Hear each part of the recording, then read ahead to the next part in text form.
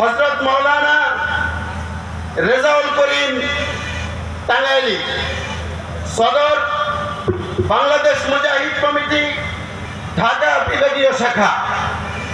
আমি হযরতকে গুরুত্বপূর্ণ নসিহত পেশ করার জন্য সবিনয় অনুরোধ জানাচ্ছি। তার আগে একটা জরুরি এলান।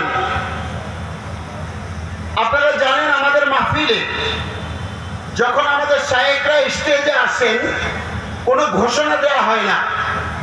প্রত্যেক আলোচক বা বক্তার পূর্বে ঘোষণা দেওয়া হয় যে এখন আলোচনা করবেন অমুক। কিন্তু আমাদের শায়েখরা যখন স্টেজে আসবেন আলোচনার জন্য, নসিহত পেশ করার জন্য, কোনো ঘোষণা হবে না। এখন যে হযরত আছেন উনি জিকির শুরু করবেন, মাওলা পাকের জিকির চলমান অবস্থায় হযরত স্টেজে আসবেন এবং কার্যক্রম শুরু হয়ে যাবে ইনশাআল্লাহ।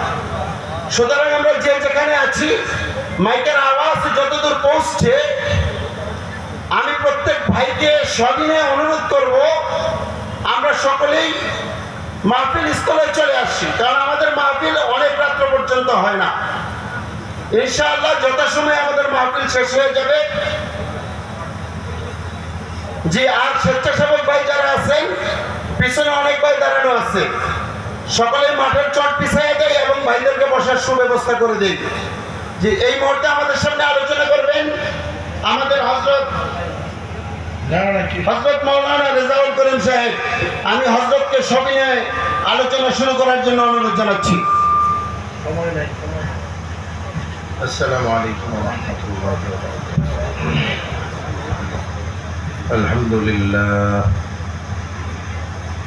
আলহামদুলিল্লাহ নাহমাদুহু ওয়া নাস্তাঈনুহু ওয়া নাস্তাগফিরুহু ওয়া নু'মিনু বিহি ওয়া নাতাওয়াক্কালু আলাইহি ওয়া নাউযু বিল্লাহি মিন শুরুরি আনফুসিনা ওয়া মিন সাইয়্যাতি আ'মালিনা। من يهد الله فلا مضل له ومن يضلله فلا هادي له ونشهد أن لا إله إلا الله وحده لا شريك له ونشهد أن محمدا عبده ورسوله. أما بعد، فأعوذ بالله من الشيطان الرجيم. بسم الله الرحمن الرحيم. إن الله وملائكته يصلون على النبي يا أيها الذين آمنوا صلوا عليه وسلموا تسليما. সবাই মহব্বতে দুরূদ শরীফ পড়ে আল্লাহুম্মা সাল্লি আলা সাইয়্যিদিনা ওয়া নাবিয়্যিনা ওয়া শাফিঈনা ওয়া হাবিবিনা ওয়া মাওলানা মুহাম্মদ সাল্লাল্লাহু আলাইহি ওয়া আলা আলিহি ওয়া আসহাবিহি ওয়া বারাকা ওয়া সাল্লাম। اللهم صل على سيدنا ونبينا وشفيعنا وحبيبنا ومولانا محمد صلى الله عليه وعلى آله وأصحابه وبارك وسلم. اللهم صل على سيدنا ونبينا وشفيعنا وحبيبنا ومولانا محمد صلى الله عليه وعلى آله وأصحابه وبارك وسلم. أعوذ بالله من الشيطان الرجيم.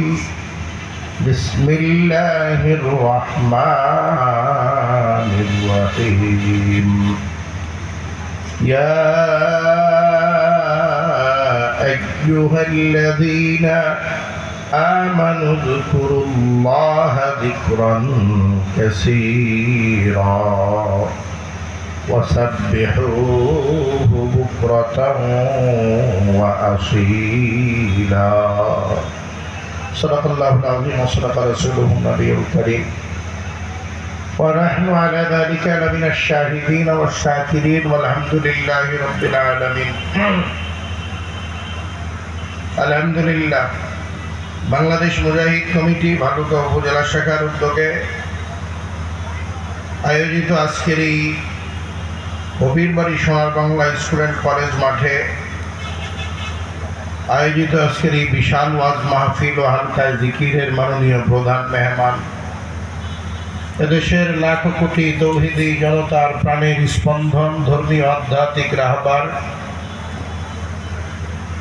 আমিরুল মুজাহিদিন হযরত পীর সাহেব হুজুর চরমোনাই, আজকের এই মাহফিলে আগত জাতির শ্রেষ্ঠ সন্তান হযরতে উলামায়ে কেরাম, সামনে উপস্থিত আমার দিনদার পরহেজগার ঈমানদার মুসলমান ভাইয়েরা, বিশেষ করে যুবক বন্ধুগণ, পর্দার আড়ালের আমার মা ও বোনেরা, আল্লাহ পাকের দরবারে লাখ কোটি শুকর যে আল্লাহ রাব্বুল আলামিন প্রচণ্ড গরমের পরে, জানি না এই মাহফিলকে কেন্দ্র করে আল্লাহ পাক এই ঠান্ডা পরিবেশ করছে কিনা, আল্লাহ পাকই ভালো জানেন। আল্লাহ তাআলা যে আমাদেরকে এই দিনই এক মাহফিলে জাকিরিন শাকিরিনদের সাথে, ওলামায়ে ইকরামদের সাথে আসবার মতো, বসবার মতো, কিছু বলার মতো, কিছু শোনার মতো সুযোগ আর তৌফিক দান করছেন। এই জন্য আমরা সবাই আল্লাহ পাকের দরবারে শুকরিয়া আদায় করব, আলহামদুলিল্লাহ। আজকের এই জান্নাতি বাগান, জান্নাতি বাজারে আসতে পেরে, বসতে পেরে সবাই খুশি না বেজার? অল্প না বেশি? খুশি যদি বেশি হন তাহলে তো আলহামদুলিল্লাহ আরো জোরে হওয়ার দরকার ছিল। আমরা 5 তারিখে খুশি হয়েছিলাম, গোটা বাংলাদেশ শুধু আওয়াজে কাঁপছে, কথা ঠিক না? 5 তারিখে খুশি হন নাই সবাই? সবাই হয় না, এনে 3-4 জনে যার সবাই বেজার হয়েছেন 5 তারিখে, না? তো 5 তারিখের মতো একটা আওয়াজ দেওয়া যায় না? 5 তারিখে তো আমার কাছে ঈদের থেকেও বেশি খুশি লাগছে। তা আজকে কি সত্যি আপনার এইখানে পীর সাহেব হুজুর চরমোনাইকে পাইয়া খুশি? এত ওলামায়ে ইকরাম এখানে আপনাদের সামনে বসা, ওনাদেরকে দেখে আপনারা খুশি? খুশির মতো একটা আওয়াজ দিয়ে জোরে সেরে বলেন তো আলহামদুলিল্লাহ। আস্তে আলহামদুলিল্লাহ করলে আল্লাহ শোনে না? শোনে। তো একটু জোরে বলাইলাম।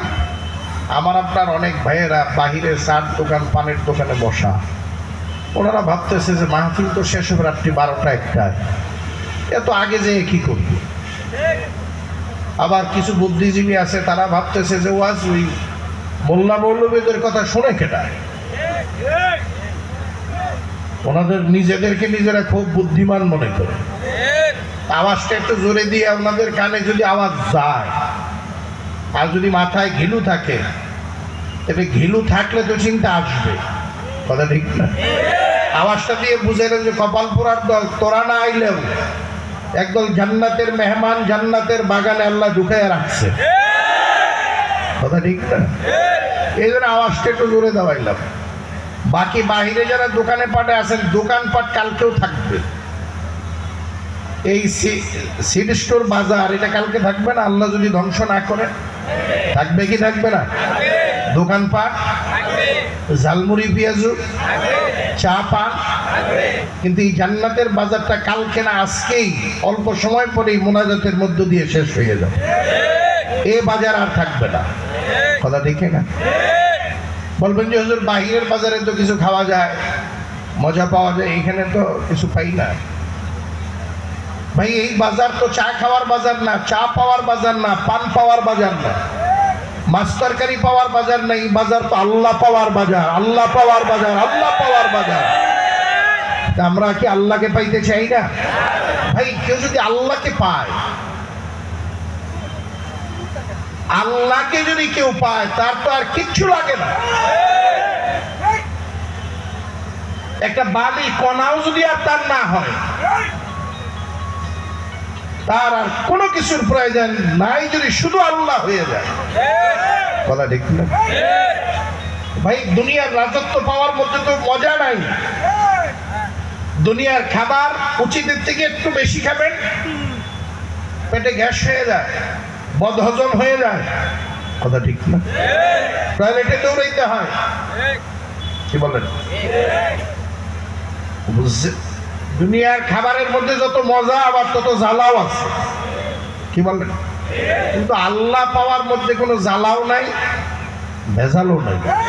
আল্লাহ পাওয়ার